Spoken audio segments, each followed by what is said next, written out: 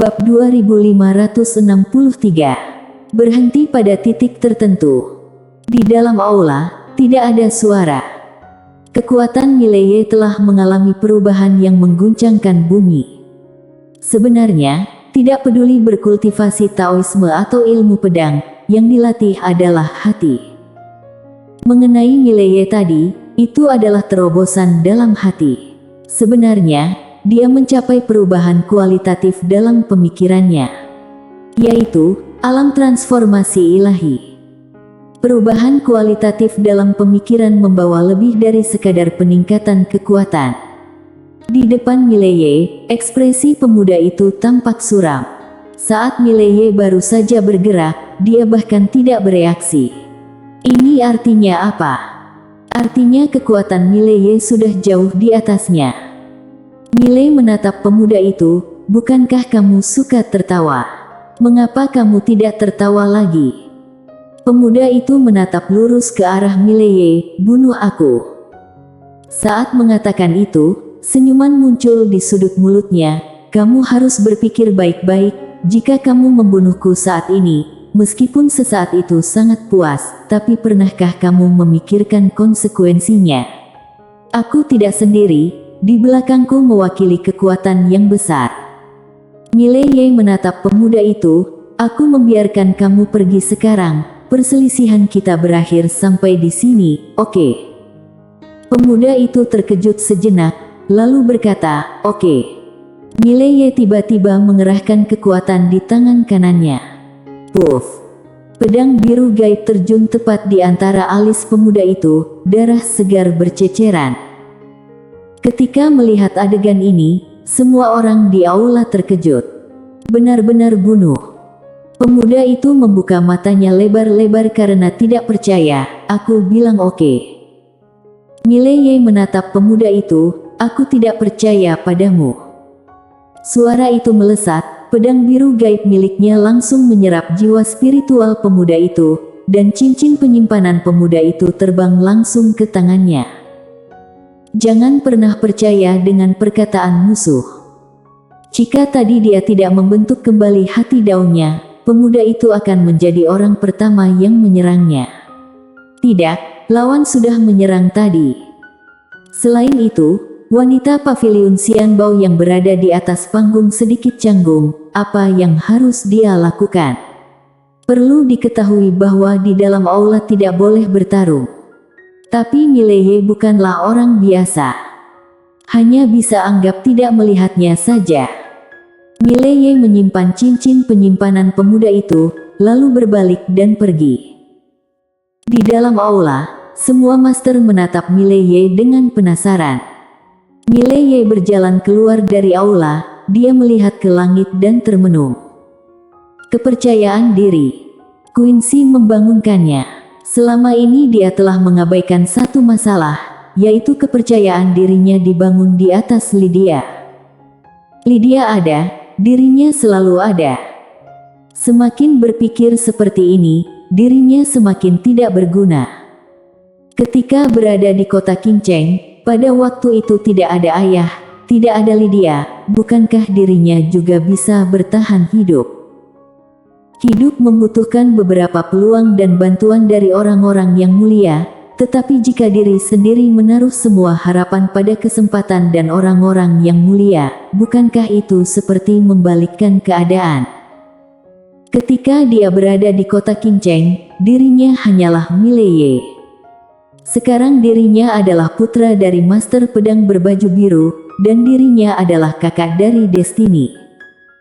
Saat ini memikirkannya, Mileye hanya bisa menghelakan nafas dengan suara yang rendah. Identitas ini sebenarnya semacam perbudakan. Sekarang ketika orang berbicara tentang ayah, mereka akan mengacungkan jempol. Salah satu dari 3 pedang kontemporer yang tak terkalahkan.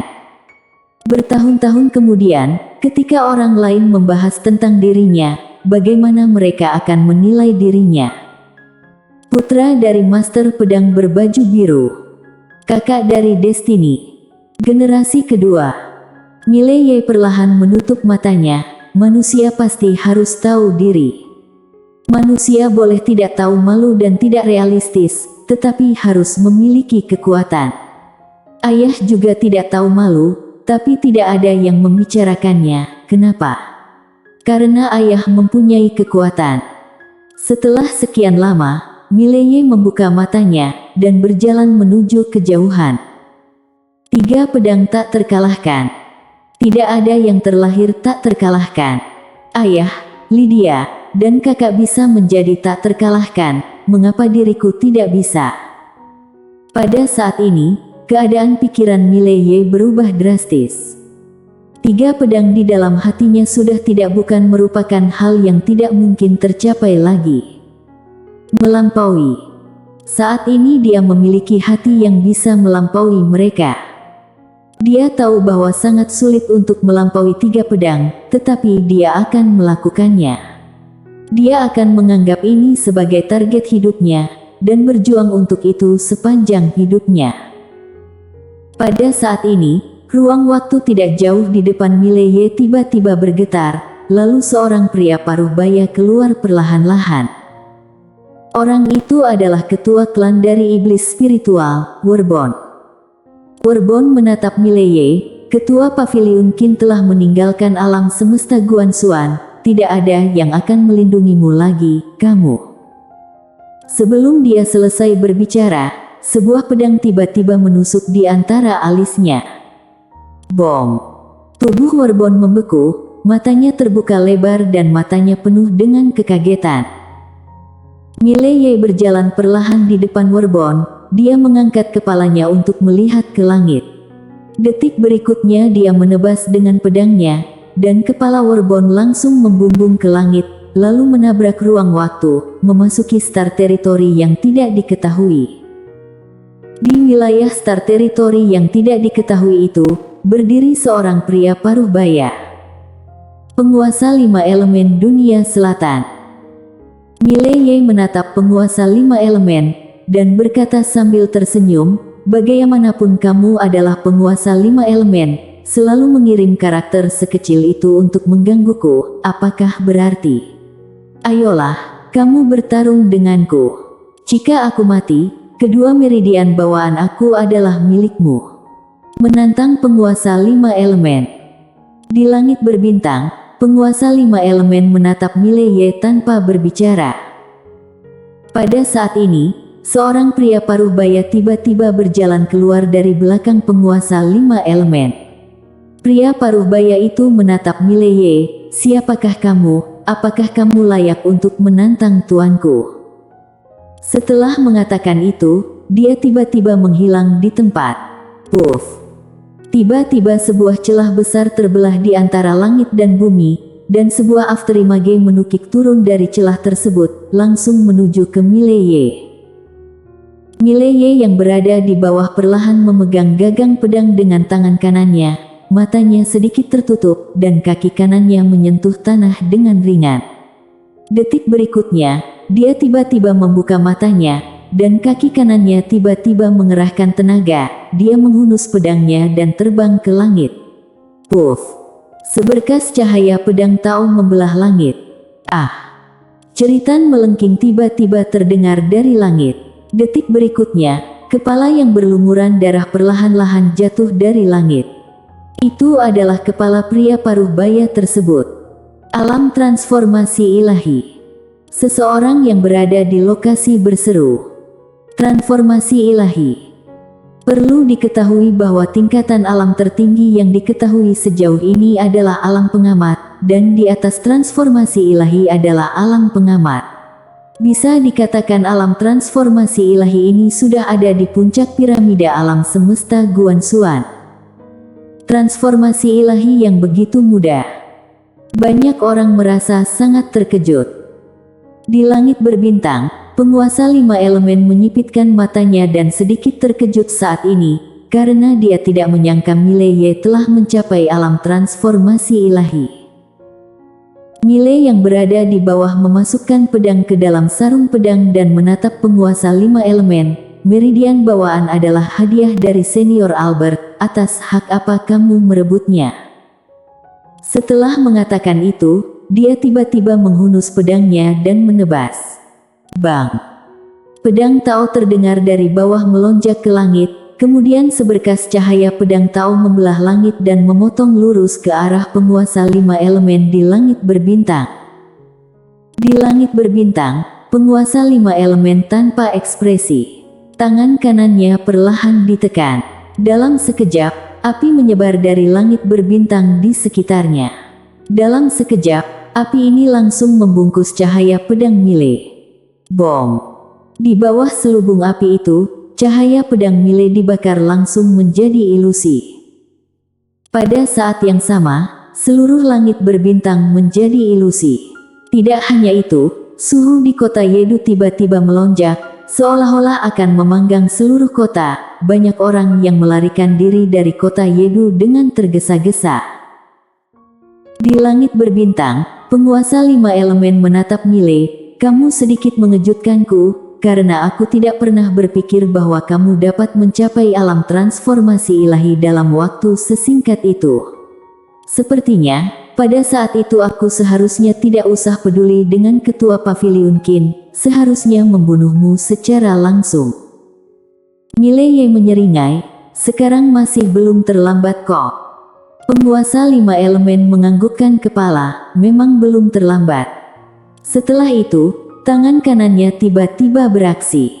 Dalam sekejap, tiang api jatuh langsung dari langit berbintang. Bom! Pada saat ini, langit berbintang misterius tempat penguasa 5 elemen berada mulai mencair. Di kota, banyak orang melarikan diri keluar dengan panik. Selama pilar api itu jatuh, tidak peduli apakah Mileye dapat menghentikannya atau tidak, kota Yedu akan lenyap. Mileye yang berada di bawah sedang menatap pilar api, tidak ada jejak ketakutan di matanya. Ketika pilar api memasuki langit di atas kota Yedu, dia tiba-tiba menghilang di tempatnya. Di mata semua orang, seberkas cahaya pedang Tao melesat ke langit, langsung memotong pilar api tersebut. Bom! Pilar api bergetar hebat. Detik berikutnya, pilar api langsung meledak. Pada saat ini, sambaran petir jatuh lurus ke bawah dan mencapai kepala Mileye. Mileye menyipitkan matanya. Dia tidak mundur, malahan maju, melonjak ke langit lagi dan menebas petir dengan pedangnya. Bom! Seiring dengan suara ledakan, cahaya petir dan cahaya pedang yang tak terhitung jumlahnya memercik, seluruh langit langsung terbelah menjadi ilusi, dan Mileye juga terkena kekuatan dahsyat itu hingga jatuh ke tanah di bawah. Begitu mendarat, tanah di bawah Mileye langsung runtuh, berubah menjadi jurang yang sangat dalam. Di langit berbintang, penguasa 5 elemen menatap Mileye, itu saja. Mile yang berada di bawah menyeka darah di sudut mulutnya dan menatap penguasa 5 elemen. Detik berikutnya, dia tiba-tiba menghilang di tempatnya. Puf puf puf. 3 cahaya pedang tiba-tiba muncul di atas kepala penguasa 5 elemen. 3 pedang bersatu. Ketika melihat pemandangan ini, penguasa 5 elemen menyipitkan matanya dan jejak keseriusan muncul di matanya. Dia berubah dari menyerang menjadi bertahan, dan menekan tangan kanannya ke depan, menghalangi perisai api besar di depannya. Bom! Ditebas dengan 3 pedang, perisai api runtuh seketika, dan penguasa 5 elemen mundur ribuan kaki jauhnya. Mileye menatap penguasa 5 elemen, itu saja. Itu saja. Di kejauhan, ekspresi penguasa 5 elemen langsung menjadi ganas. Dia menatap Mileye, tidak peduli siapa yang berada di belakangmu, aku akan membunuhmu. Setelah mengatakan demikian, dia merentangkan tangannya. Dalam sekejap, petir yang tak terhitung jumlahnya mengembun dari tangannya. Dengan munculnya petir ini, langit berbintang di sekitarnya mulai bergetar. Mileye yang berada di kejauhan perlahan-lahan menutup matanya dan memegang pedang biru gaib di tangan kirinya dengan erat. Penguasa 5 elemen tiba-tiba menghilang di tempatnya. Puff! Pilar guntur besar melintas arena, menghancurkan segalanya. Mileye tiba-tiba menghunus pedang dan menebasnya. Tarik pedang menentukan hidup dan mati. Dalam sekejap, Mileye melapiskan puluhan ribu bom. Pilar guntur besar langsung dipotong hingga hancur. Pada saat ini, penguasa 5 elemen tiba-tiba bergegas di depan Mileye, kemudian meninju perut Mileye. Hampir pada saat yang sama, Mileye menghunuskan pedang di tangan kanannya ke tenggorokan penguasa 5 elemen. Bom, puff. Keduanya mundur pada saat bersamaan. Setelah Mileye berhenti, tubuh fisiknya juga sudah hancur, hanya menyisakan jiwanya. Setelah penguasa 5 elemen berhenti, tubuh fisik juga hancur, hanya menyisakan jiwa. Keduanya cedera. Penguasa 5 elemen melihat jiwa dirinya, dia mengepalkan tangan kanannya perlahan, ekspresinya sangat jelek, tubuh fisiknya benar-benar dihancurkan berkeping-keping oleh seorang pemuda. Hal ini sangatlah memalukan. Penguasa 5 elemen menatap Mileye yang berada di kejauhan, matanya perlahan tertutup. 5 elemen langit bumi, dengarkan perintahku, kondensat. Dalam sekejap, elemen yang tak terhitung jumlahnya dari 5 elemen di dunia berkumpul menuju penguasa 5 elemen. Bom! Seluruh galaksi mendidih. Mileye di kejauhan terdiam sesaat, dan berkata, serangan master mencapai puncaknya, pamit dulu. Setelah berbicara, dia berbalik dan menghilang. Di langit berbintang, penguasa 5 elemen tercengang, aku telah menyelesaikan gerakan besarku, kamu kabur. Wajah penguasa 5 elemen sangat suram. Dengan lambaian tangan kanannya, 5 elemen yang terkumpul segera menghilang.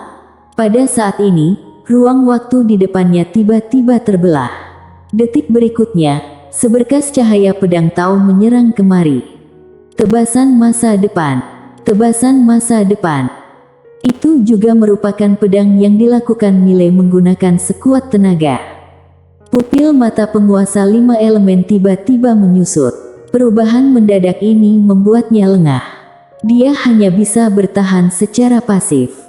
Dia memblokir dadanya dengan kedua tangan, dan aura yang mengerikan keluar dari tubuhnya untuk membentuk perisai pertahanan. Bom!